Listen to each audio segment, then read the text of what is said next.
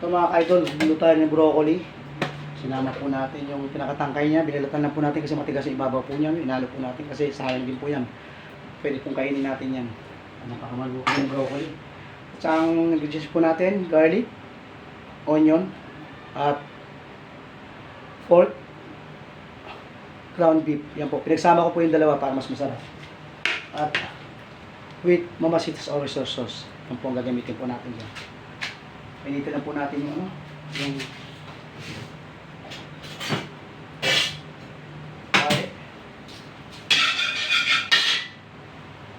magagamit po natin yung mantika, konting pesta. Masarap po yung lagi po ginagamit to. Konting pesta. Canola oil. Yan po, UFC. Mas gusto gamitin yan. Yung mga pagluto, lalo paggalaan ng mantika. Kasi hindi siya sticky sa kawali. Lalo sa pagpiprito ng mga isda o kaya pork o ang klaseng meat man. So ito. Uunahin po natin muna dyan yung oil, di ba? Oil muna lalagay po natin, and then sunod po natin yung baboy. Yung pork na ginayat po natin, ito munang i-isa natin sa oil para medyo mag-brownish na siya. Pag mag-brownish na, saka natin aalisin, saka natin isusunod yung garlic tsaka onion. Kasi itong ground beef, di na kailangan niya, kahit sabay mo na sa sibuyas, bawang, pwede mo na pagsabayin yan. Kasi giniling yan eh. Ito, hiniwa ko lang po ng maliliit na peraso yan, yung manipis po. Kaya kailangan isang kutsa po natin, i-fried po natin ng medyo ma-brownish ng konti para malambot po sa pag-lumambot. Ayun na po, musok na po siya. Ayun na. Maglagay lang po tayo ng mantika. Ayan.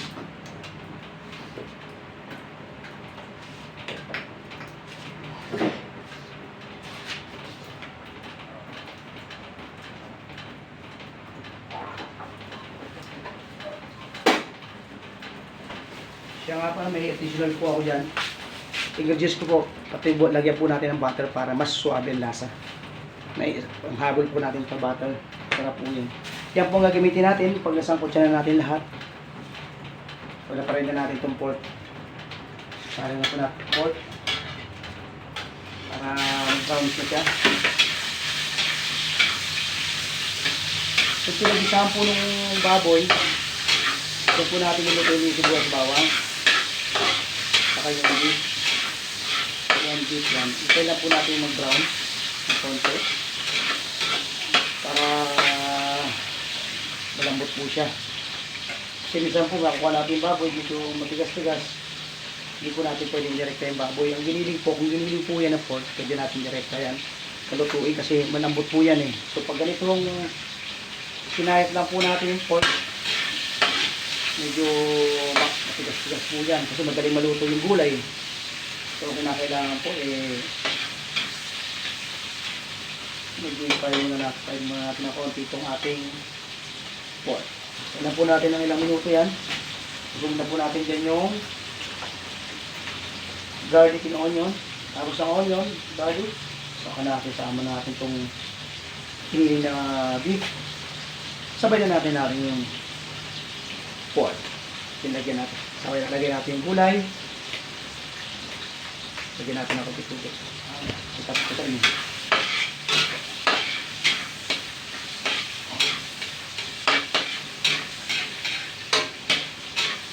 Pakipalo na lang po yung aking YouTube channel. At sa Facebook page po, meron din po sa Facebook page. Pakipalo na rin po. Android TV po. Maraming salamat po. God bless po. Ayan po sa araw ng Monday. Kaya medyo nag-upload po tayo ngayon kasi matagal-tagal na rin tayo nakapag-upload ng YouTube sa YouTube saka sa Facebook. Ayan po.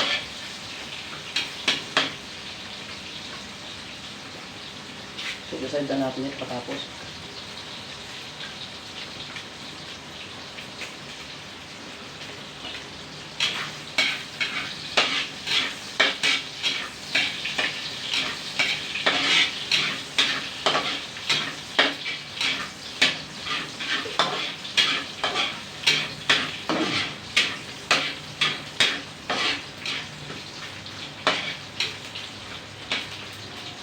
Yan po.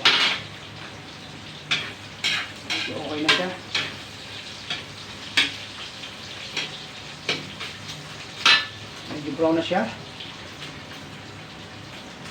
Medyo pwede na po ito. Sige, sure. Gawin niyo po ito sa bahay niyo. Mag-ustamig po itong mga anak niyo kasi masarap po ito. Lalo po itong broccoli, masustansya po ito. Ayan. Nagkaroon po tayo ng pagkakataon magluto nito. Medyo madami-dami kasi nga galing po yung kumakain sa Baguio. So, nagdala ng ganito. Napakamukha pala sa Baguio ng ganitong gulay. So, binigyan niya ako. Sabi sa akin, ito, lutuin mo yan. Para ulam natin. So, yan. Lutuin po natin. Kaya medyo marami po akong na, kasi mura po daw sa kanila yan, sa Baguio. Okay? Ano po siya? Sundan po natin dito ng garlic. Garlic. Depende kung gusto yung unahin, kung garlic o kanyan, iba o kung yung unay. Ako po garlic. Natin onion.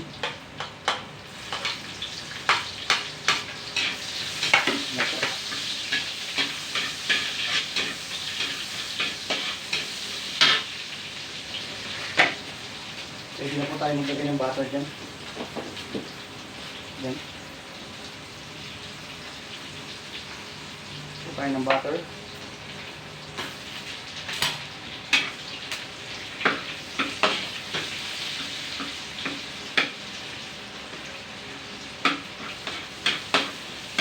Ayan ang butter. Sabay natin yung ating ginigin.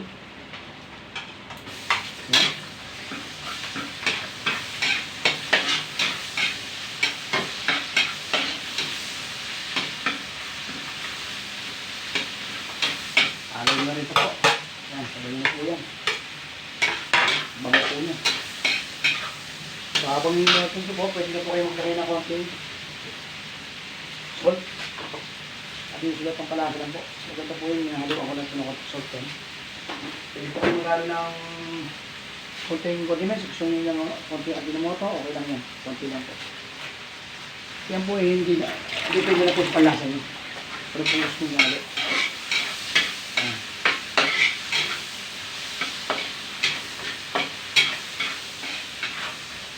Talok pa lang ho, isot na po kayo.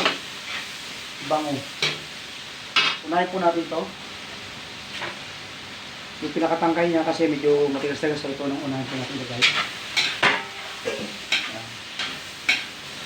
Ito yung tangkay ng broccoli.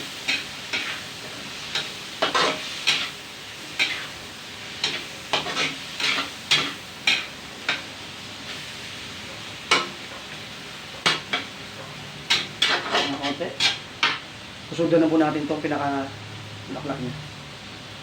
Ito po. Pinaka-kabahan, sa bulaklak niya, pinaka-dulo niya. Ito yung tangay.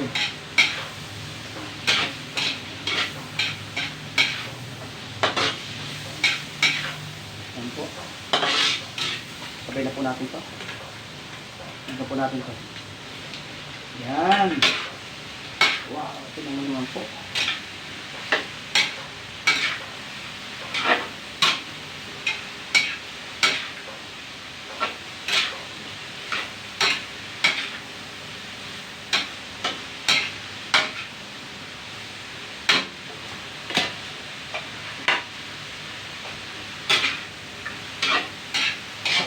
Lagyan na po natin itong oyster sauce.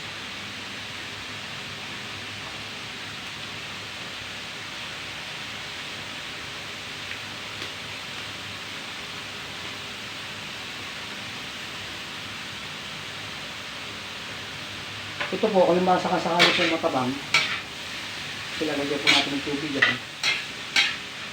Pwede na po kayong, hindi na po maganda kasi pag puro oysters ang halo nyo. So, depende kung gusto po lagyan mo ng ibang lasa.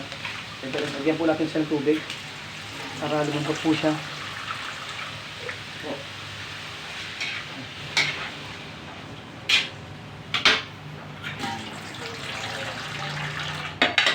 na kami pinakailangan po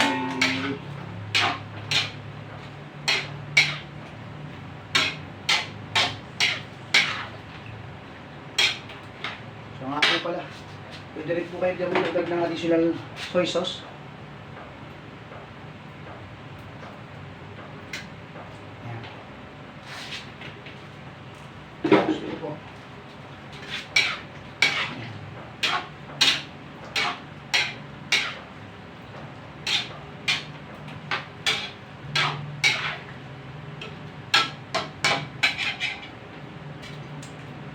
Bahala ko naman. Ano po? Sarap po ng lasa. Tatakpan na po natin yan. Hintayin po natin maluto.